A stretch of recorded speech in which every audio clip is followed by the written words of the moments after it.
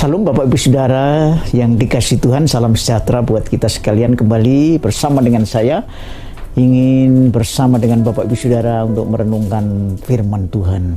Bapak Ibu Saudara, saya rindu kita semua merenungkan berkaitan masih dalam hal kemuritan kita sebagai orang percaya di dalam Kristus Yesus, bahwa Tuhan Yesus datang untuk memilih saudara dan saya menjadi murid. Tidak sekedar saudara untuk menjadi percaya ketika saudara menjadi orang Kristen, tetapi Tuhan ingin supaya saudara menjadi seorang murid, saudara menjadi seorang pengikut yang setia, menjadi orang Kristen yang sejati, yang sungguh-sungguh. Dan Bapak Ibu Saudara, kali ini saya akan mengajak kita sekalian mengangkat dari dua ayat yang terdapat di dalam Yohanes pasal 15, ayat yang ke-7 dan ke-8. Ini salah satu daripada tanda bahwa orang Kristen menjadi murid Kristus yang sejati. Saya akan bacakan buat saudara dan saya. Jikalau kamu tinggal di dalam aku dan firmanku tinggal di dalam kamu, mintalah apa saja yang kamu kehendaki dan kamu akan menerimanya. Ayat yang ke-8, dalam hal inilah Bapakku dipermuliakan, yaitu jika kamu berbuah banyak, dan dengan demikian kamu adalah murid-muridku. Jadi tanda lain yang menunjukkan bahwa kita sebagai orang Kristen adalah murid adalah ketika saudara dan saya adalah berbuah banyak. Saudara, di dalam Yohanes pasal yang ke-15 ini, ayat yang pertama hingga yang ke-8, Tuhan berbicara tentang bahwa Bapa di surga adalah pengelola kebun anggur dan Yesus adalah pokok anggur. Saudara adalah ranting-ranting atau carang-carang dari anggur itu.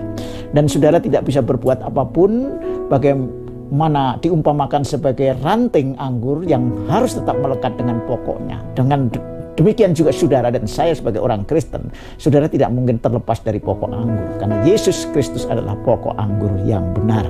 Karena itu dalam ayat yang ke-7 dikatakan demikian, jikalau kamu tinggal di dalam aku dan firmanku tinggal di dalam kamu. Artinya Bapak Ibu Saudara, jika kita sekalian, Bapak Ibu sebagai orang Kristen, tinggal di dalam Kristus, artinya tetap ada di dalam Kristus. Kristuslah yang ada melindungi kehidupan saudara. Saudara tidak bisa berada di luar Kristus, karena saudara menjadi anak Allah. Itu karena saudara ditebus, dan itu ada di dalam keluarga Allah karena Roh Kudus yang telah melahirkan saudara.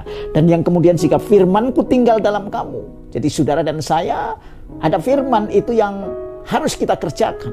Tidak cukup kita berada dalam Kristus karena kita menjadi anak Allah saja, tapi kita harus melakukan apa yang Tuhan inginkan. Artinya firman itu tinggal di dalam kamu, sehingga apa yang saudara dan saya minta kepada Bapa, maka Tuhan akan memberikan. Dan ayat yang ke-8, dalam hal ini Bapakku dipermuliakan, saudara. Dengan demikian tujuan kita hidup di dalam Tuhan, dan firman yang kita kerjakan itu hanya untuk kemuliaan nama Tuhan. Dalam hal ini kita berbuah banyak.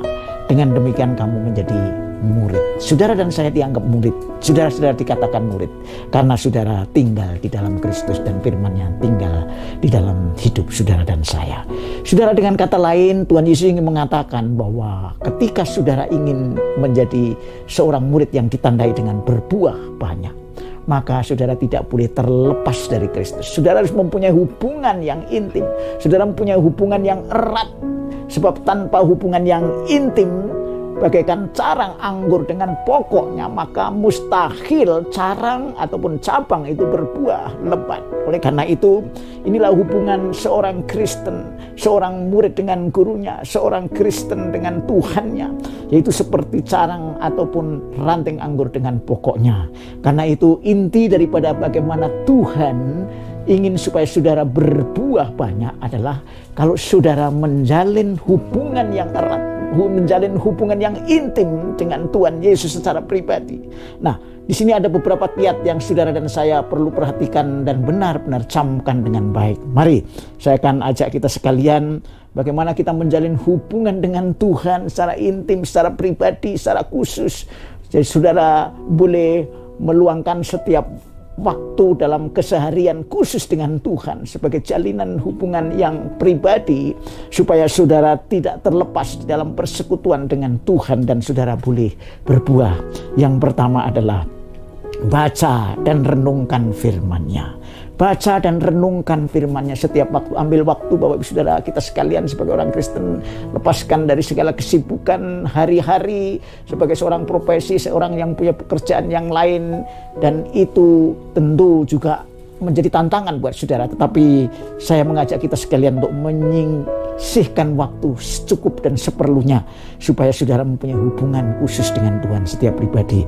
Bapak Ibu Saudara, dalam Mazmur pasal pertama ayat 1 sampai dengan 3 demikian bunyi firman Tuhan, berbahagialah orang yang tidak berjalan menurut nasihat orang fasik, yang tidak berdiri di jalan orang berdosa, dan yang tidak duduk dalam kumpulan pencemooh, tetapi yang kesukaannya ialah Taurat Tuhan, dan yang merenungkan Taurat itu siang dan malam. Kesukaannya firman Tuhan dan merenungkan siang dan malam. Jadi yang pertama adalah mari Bapak Ibu Saudara secara khusus pada kesempatan kali ini yang mendengarkan renungan firman Tuhan, mari kita renungkan firman Tuhan ini. Kita bawa di dalam persekutuan pribadi dengan Tuhan. Renungkan firman Tuhan, minta hikmat Tuhan, apa yang Tuhan mau melalui perenungan saudara dan saya hari ini, sehingga saudara boleh mempunyai hubungan yang intim, dan apa yang ada dalam hati Tuhan menjadi hati saudara karena firman-Nya ada di dalam saudara. Yang kedua, saudara, selain dari merenungkan firman Tuhan setiap hari, setiap waktu, setiap saat, mari saudara tetap jalin hubungan dengan Tuhan melalui doa. Di 1 Tesalonika pasal 5 ayat 17 dikatakan bahwa tetaplah berdoa. Doa bagaikan napas seperti orang yang hidup. Demikian juga doa bagaikan napas rohani orang Kristen. Karena itu berdoalah setiap waktu. Entah saudara di mana, dalam keadaan apapun saudara bisa berdoa dalam roh. Doa tidak harus selalu diucapkan dengan kata-kata, tapi dengan persetujuan hati saudara yang selalu berhubungan dengan Tuhan. Dimanapun dan kapanpun saudara bisa tetap berdoa. Itu yang kedua, bagaimana saudara bisa menjalin hubungan secara pribadi, secara khusus dengan Tuhan. Yang ketiga, supaya saudara mempunyai hubungan pribadi, saudara mempunyai hubungan yang khusus dengan Tuhan, dan saudara bisa menghasilkan buah yang banyak. Saudara tetap bisa mengungkapkan rasa syukur dengan pujian dan penyembahan. Jadi pujian dan penyembahan dalam hidup orang Kristen adalah bagaikan sesuatu yang sungguh-sungguh menyenangkan Tuhan. Karena itu Bapak Ibu Saudara, mari saya akan bacakan buat pujian dan penyembahan ini dalam kehidupan orang Kristen. Di dalam Kolose pasal 3 ayat 16, hendaklah perkataan Kristus diam segala kekayaannya di antara kamu, sehingga kamu dengan segala hikmat mengajar dan menegur seorang akan yang lain, sambil menyanyikan mazmur dan pujian dan nyanyian rohani, kamu mengucap syukur kepada Allah di dalam hatimu. Jadi pujian yang kita ungkapkan itu merupakan persekutuan kita dengan Tuhan, menggambarkan bagaimana kita bersyukur dalam hati kita kepada Tuhan. Itulah bagian daripada bagaimana kita menjalin hubungan yang intim dengan Tuhan. Jadi yang pertama merenungkan firman Tuhan, yang kedua tetap dalam doa, kita memuji dan menyembah Tuhan dengan ucapan syukur di dalam hati saudara. Itu adalah bagaimana kita menjalin hubungan yang intim dan pribadi dengan Tuhan. Dan yang terakhir Bapak Ibu Saudara, yang tidak boleh kita tinggalkan dan kita tidak boleh abaikan adalah bertekun dalam pengajaran firman. Itu adalah penting sekali, karena dalam kehendak Tuhan tadi dikatakan di dalam ayat sebelumnya bahwa jika firman-Ku tetap di dalam kamu. Artinya kita boleh melakukan kehendaknya, bukan kehendak kita sendiri. Kehendak Allah di dalam segala hal, apapun yang kita kerjakan. Tiap pribadi mempunyai tugas yang berbeda, tetapi intinya adalah kita melakukan untuk Tuhan.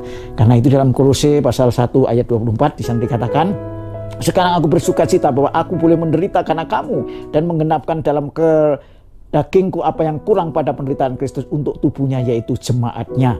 Saudara, di dalam Yakobus pasal 1 ayat 25 yang demikian bunyi, tetapi barang siapa meneliti hukum yang sempurna, yaitu hukum yang memerdekakan orang, dan ia bertekun di dalamnya, artinya melakukan hukum Kristus, bertekun di dalamnya, melakukan kehendak Tuhan melalui Kristus yang mati dan bangkit untuk kita, dan Roh Kudus yang menyingkapkan rahasia kebenaran tentang apa yang harus kita lakukan.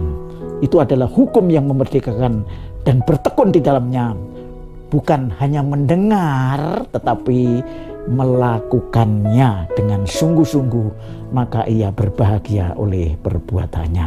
Oleh karena itu Bapak Saudara, mari kalau kita menjalin persekutuan dengan Tuhan melalui 4 hal ini, yaitu merenungkan firman Tuhan, tetap terus dan selalu berdoa, pujian dan penyembahan selalu dalam hidup saudara dan saya melalui hati kita dan bertekun dalam pengajaran firman. Maka saudara mempunyai persekutuan yang intim bagaikan cabang yang tidak terlepas dari pokoknya. Demikian juga orang Kristen tidak pernah terlepas dari Tuhannya, sehingga saudara dan saya menghasilkan buah yang lebat dan yang banyak. Dalam hal ini Bapa dipermuliakan karena Tuhan yang telah memberkati saudara melalui persekutuan yang indah. Kiranya firman Tuhan kali ini yang menandakan bahwa saudara sebagai murid Kristus yang sejati, bahwa saudara berbuah lebat adalah melalui persekutuan yang intim secara pribadi dengan Tuhan. Tuhan Yesus memberkati. Haleluya.